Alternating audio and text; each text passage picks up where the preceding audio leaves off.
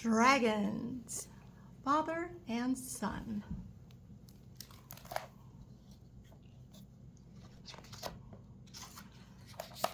Dragons, father and son, written by Alexandra Lacroix. Once upon a time, there was a little dragon called Drake. He lived with his father in a cave at the bottom of a steep-sided valley. One day, Drake's father told him, "Listen, son, you're a big boy now. It's time you behave like a real dragon. Tomorrow, you will go to the village on the other side of the mountains, where you will burn a few houses." "But why?" asked Drake. "It's tradition," rumbled his dad. "Do you want to be a dragon or not?"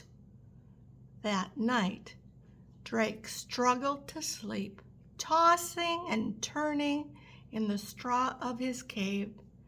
He had hardly ever breathed fire, and only to grill himself a small slug or a caterpillar as a snack. But burn a house? No way. The following morning, Drake flew off to the village where the humans lived. He spotted a little house on its own, with walls made of wood. "This will make a fine blaze," he thought.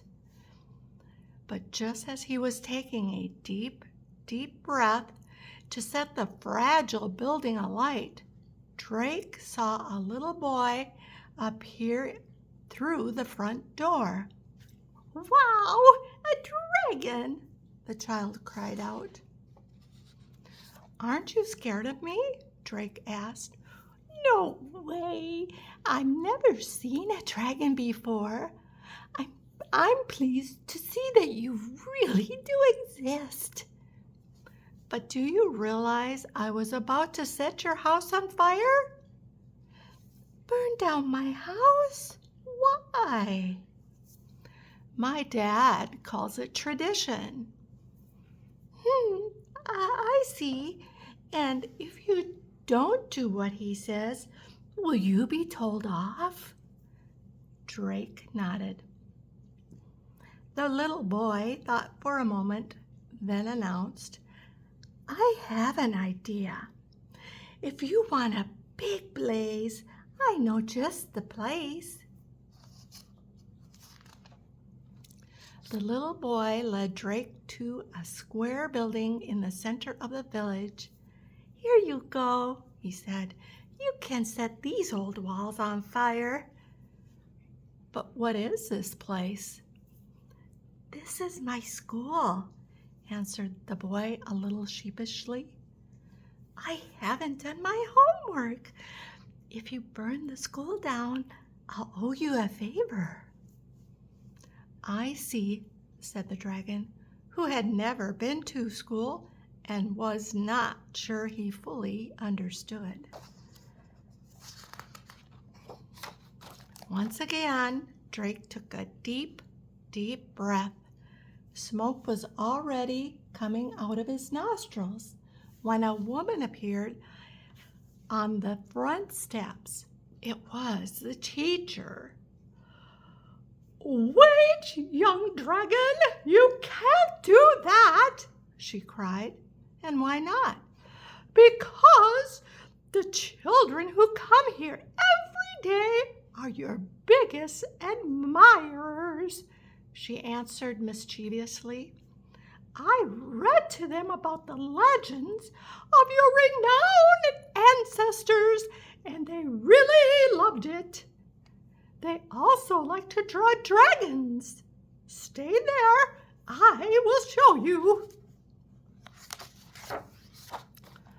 The teacher came back a moment later with a large drawing. "Do you like it?" she asked. "Please take it. It's a gift."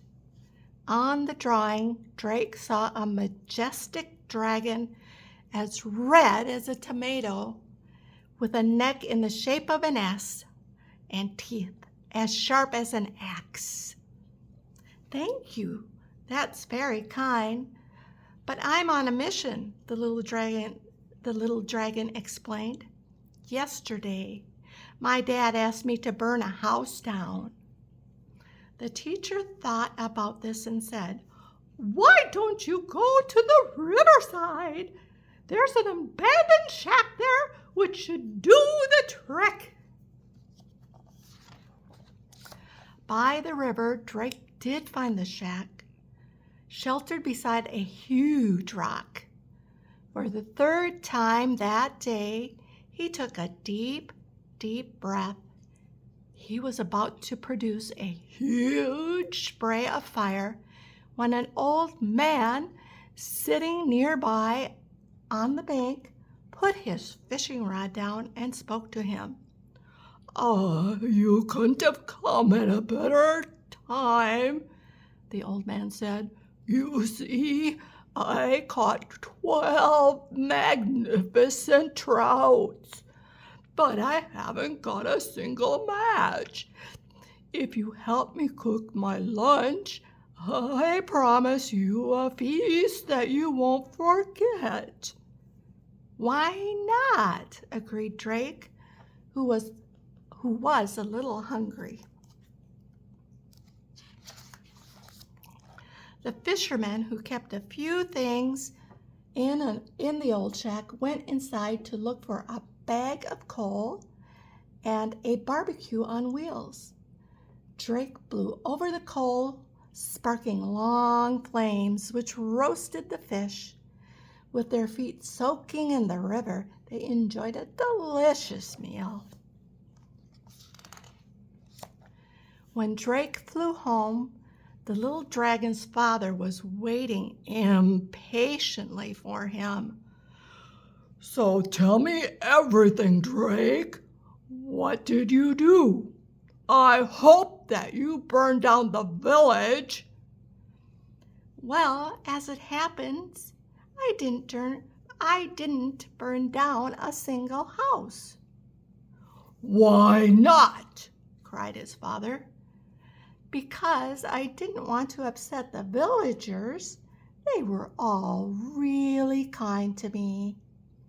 Hearing this, Drake's father exploded with anger. "What is this? Making friends with humans?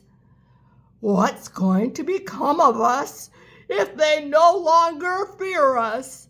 They're ferocious creatures." "No, Dad, you're wrong. Look at the gifts they gave me." And Drake showed him the drawing. "What is it?" "It's a portrait of you, of course. You're their biggest hero," said Drake, who had learned a lot from humans about being smart. Drake's father had to admit the portrait was quite magnificent. Across his face, a small, proud smile appeared.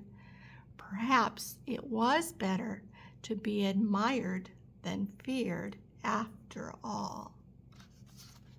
The end.